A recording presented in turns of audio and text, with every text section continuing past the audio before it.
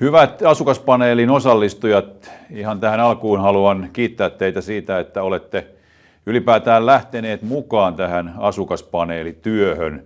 Se on tärkeää työtä. Meillä on äärimmäisen tärkeää se, että isoissa merkityksellisissä asioissa saamme kuulla asukkaiden mielipiteitä ja niitä asukkaita edustatte nyt te.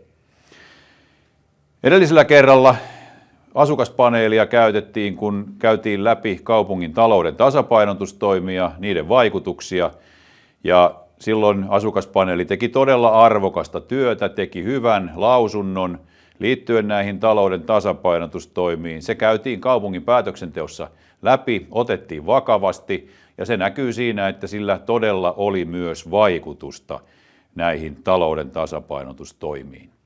Sekä siihen, että mitä toimia valittiin, että siihen myös, että kuinka niitä mitoitettiin. Ja tälläkin kertaa asukaspaneeli on todella tärkeän asian äärellä, ehkä voisi sanoa, että jopa tärkeämmän asian äärellä kuin talouden tasapainotus.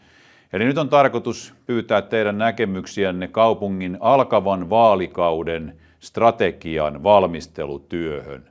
Ja strategiahan on asiakirja, jolla kaupungin seuraavan vaalikauden, usein vähän pidemmänkin aikavälin päätöksenteon isot linjat vedetään.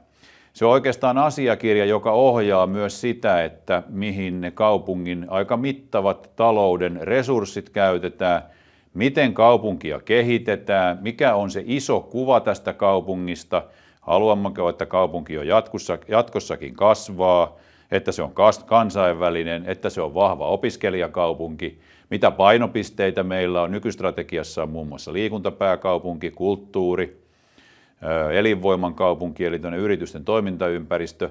Eli todella oleellisia isoja linjoja siitä, että mihin kaupunkia ja millä tavalla sitä jatkossa kehitetään.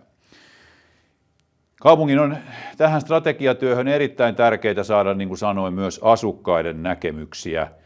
Kaikki viisaus ei suinkaan asu tuolla kaupungintalolla, ei todellakaan, vaan tämmöisissä ison mittakaavan kysymyksissä on tärkeää kuulla ihan tavallisia kuntalaisia. Ja kun koko 150 000 ei voi kuulla, jollakin tavalla tämä on järjestettävä, niin asukaspaneeli on siihen tärkeä työväline. Vielä kerran kiitoksia, että osallistutte tähän työhön. Haluan kannustaa teitä tässä työssä ja vielä kerran haluan vakuuttaa, että sillä työllä on merkitystä, se todella myös vaikuttaa kaupungin päätöksentekoon. Kiitos.